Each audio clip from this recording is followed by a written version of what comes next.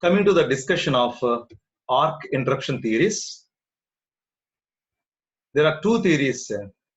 One is recovery rate theory, that is Slapine's theory, which is developed 1928 to 1930 USA. So what is the recovery rate theory? Is the arc extension process is a race between dielectric strength and restriking voltage. Already I said in the previous session, it's a race between dielectric strength and restriking voltage.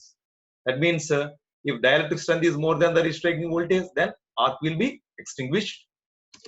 If the restriking voltage is more than the dielectric strength, arc will be restrike again.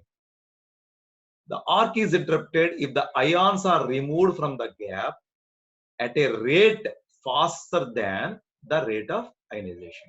Here, deionization means it is the action of the dielectric strength of the fluid, and formation of the ions is due to restriking voltage.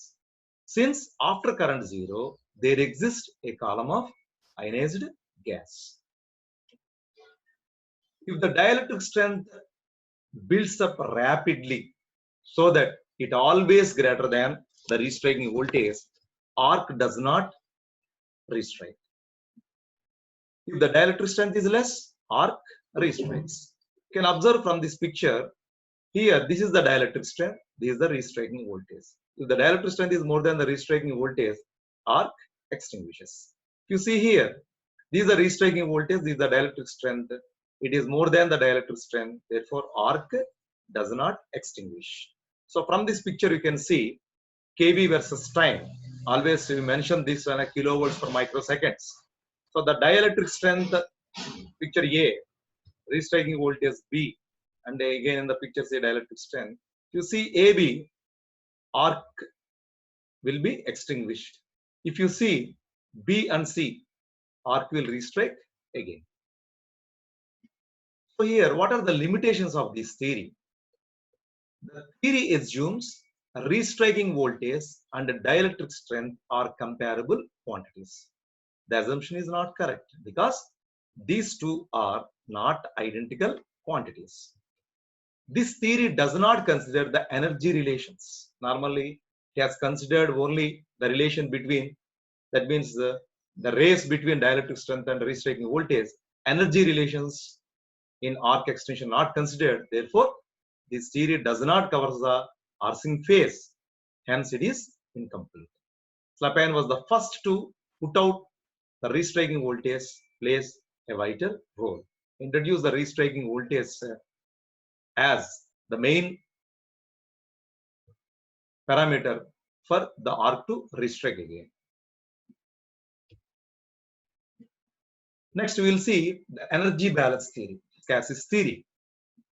Energy balance theory means this theory is based on the fact that the rate at which heat generated between the contacts is lower than the rate at which the heat between the contacts is dissipated. That means heat generated and heat dissipated. If heat generated, rate of heat generation is more than the rate of heat dissipation, arc will restrike. If the rate of heat generated is less than the rate of heat dissipation, arc will be extinguished. The heat generated varies from time to time, depending upon the separation of the contacts. Initially, when the contacts are about to open, restriking voltage is zero. So that means at the instant of contacts opening, restriking voltage is zero, therefore heat generated is zero. Again, when the contacts are fully open, then resistance between the contacts is zero. That means when the contacts are fully open, the resistance between the contacts is infinite. Contacts is infinite. Therefore, hence the heat generated is zero. At the beginning, the restriking voltage is zero. And when the contacts are fully open, the resistance is infinite in both the cases. Therefore, the heat generated is zero. The gap is fully deionized. Between these two limits, heat generation reaches maximum. Between these two limits, heat generated will be maximum. If heat so generated could be removed by cooling, lengthening, splitting the arc at a rate faster than the generation of the arc, then arc will be extinguished. That means whatever the generated heat or rate of heat generation, if it is reduced by cooling, lengthening and splitting the arc at a rate faster than the generation of the arc, then arc will be extinguished. Due to rise of restriking voltage and associated current, energy is generated in space between the contacts. Energy appears in the form of heat. So we can observe the energy balance theory. This graph depicts starting position. That means at the time of opening of the contacts, it means beginning. And when the contacts are fully open, in both the cases, energy generated is, that means heat generation is 0.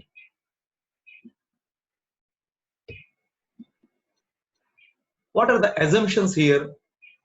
Arc X consists of cylindrical column at substantially uniform temperature over its cross section with well-defined boundary. So there is a uniform distribution of energy in this column. The volume, energy density, constant for complete column of the arc. Second point, the temperature remains constant. To accommodate the arc current, the cross section of the arc adjusts itself. This point is related to current and cross section area. The power dissipation is proportional to arc cross section area of the arc column. P is proportional to A. So the assumptions taken as a uniform temperature distribution. Temperature remains constant.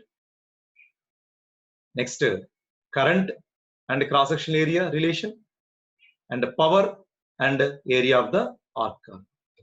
So here dq by dt, that means rate of energy, is equal to E into I minus N, where E is volts per centimeter, I is total current, N is total power loss per centimeter, Q energy content per centimeter of arc length. So breakdown occurs if the power feed in the arc is more than the power loss.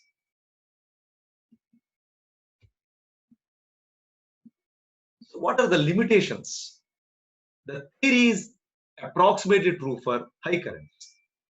This theory does not cover post-arc phase, hence it is incomplete.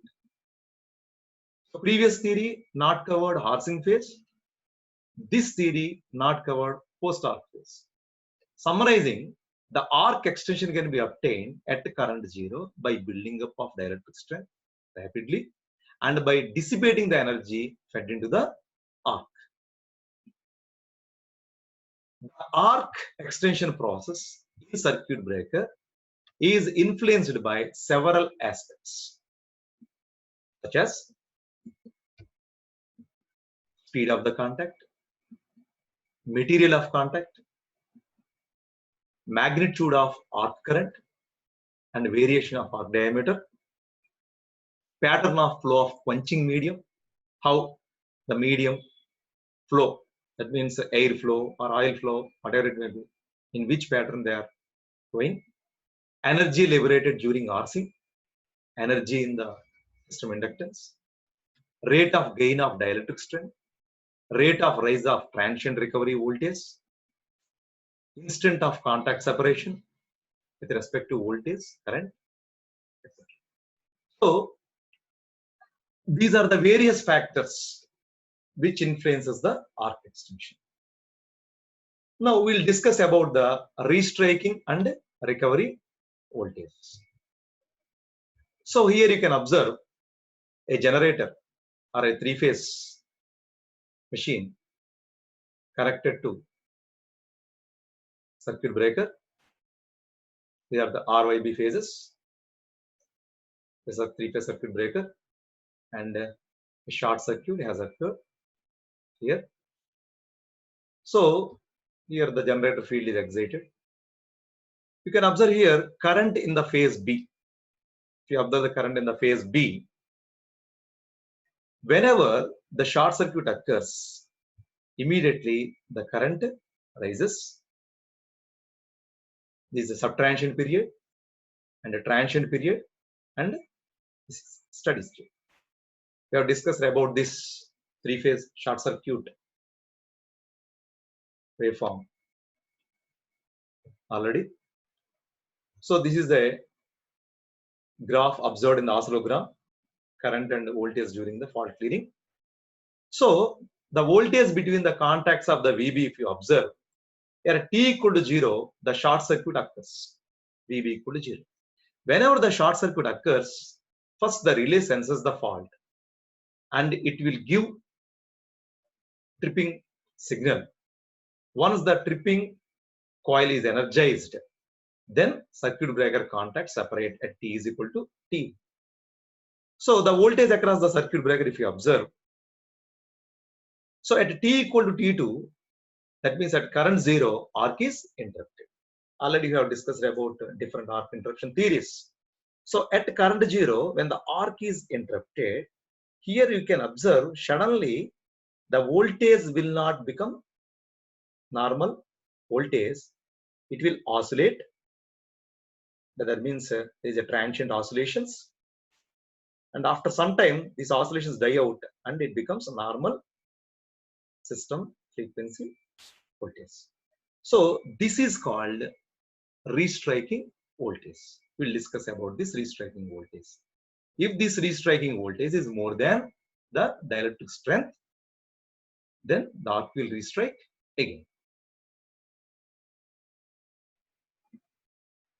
So coming to the restriking and recovery voltage discussion. Here we can see this is the arc voltage. So at current 0, the instant of which is the instant of arc extinction, there is a shoot rise in the voltage which oscillates. Finally, it becomes system voltage. Normally, this is the system voltage. This is the one. So this is the arc current. They are in phase. So voltage across the contacts of the circuit breaker is arc voltage. Then the arc persists. This voltage becomes the system voltage when the arc is extinguished. That means this arc voltage becomes the system voltage when the arc is extinguished. When the arc is extinguished at current 0. Arc is extinguished at current 0. After the arc has been extinguished, the voltage across the breaker terminals does not normalize and it does not become immediately the system voltage. It does not normalize instantaneously, but it oscillates and there is a transient condition. The transient voltage which appears across the breaker contacts at the instant of arc being extinguished is called restriking voltage. Is called restriking voltage. The power frequency RMS voltage which appears across the breaker contacts after the arc has been finally extinguished and the transient oscillations die out is called recovery voltage. So this is the power frequency voltage, this is a transient voltage.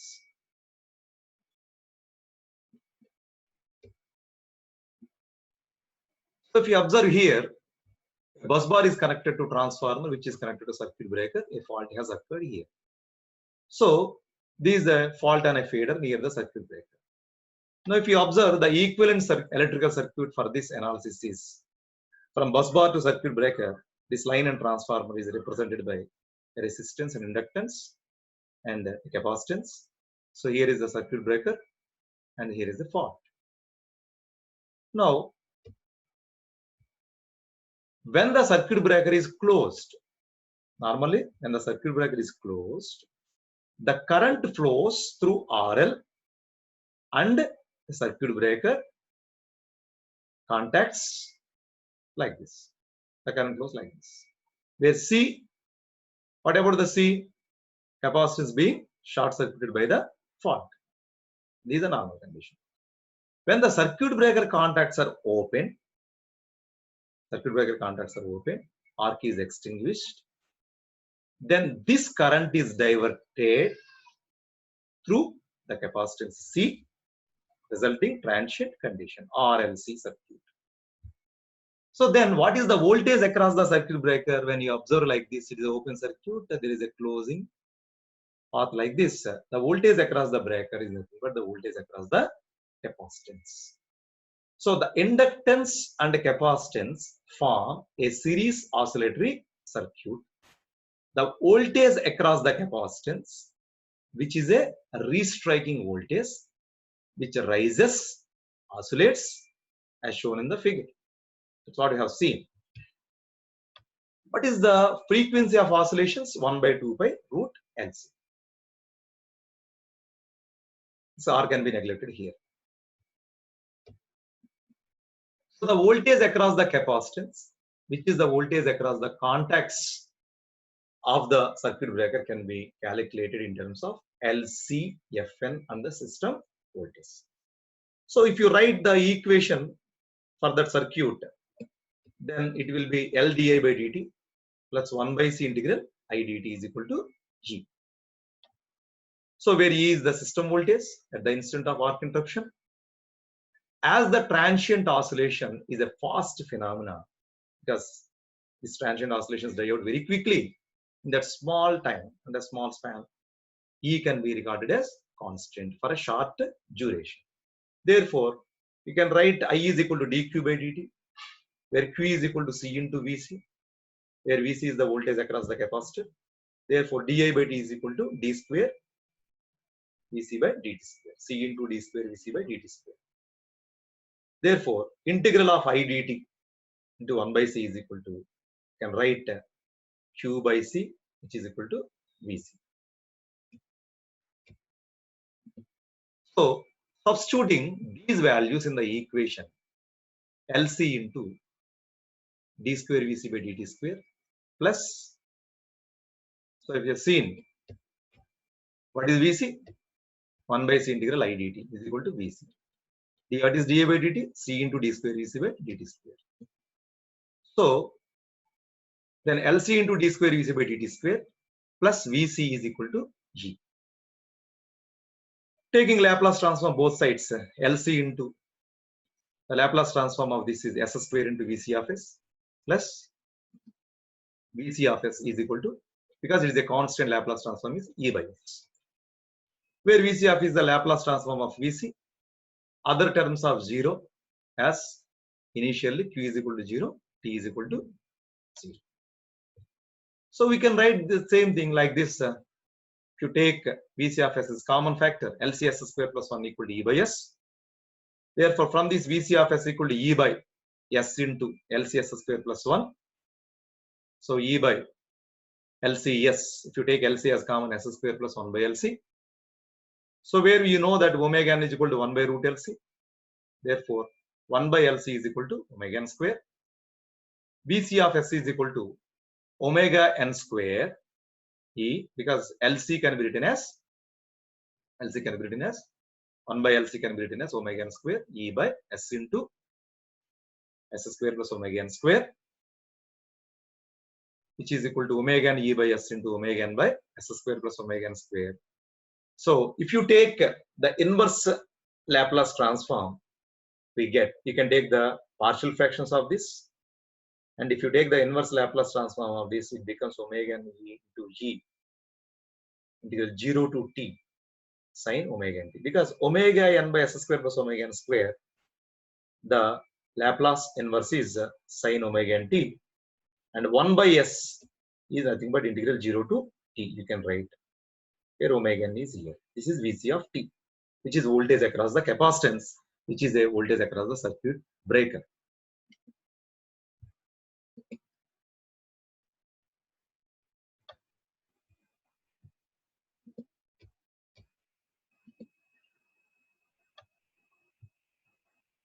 if you see, this is the VC of t that we have got. As VC of t is equal to 0 at t equal to 0, because initially the voltage is 0 at t equal to 0. Therefore, constant is also 0. Therefore, VC of t is equal to E into 1 minus omega n t. You substitute this 0 to t, it is 1 minus omega n t. Therefore, VC of t is equal to E into 1 minus cos 1 by omega n is equal to 1 by root LCT, which is called restriking voltage.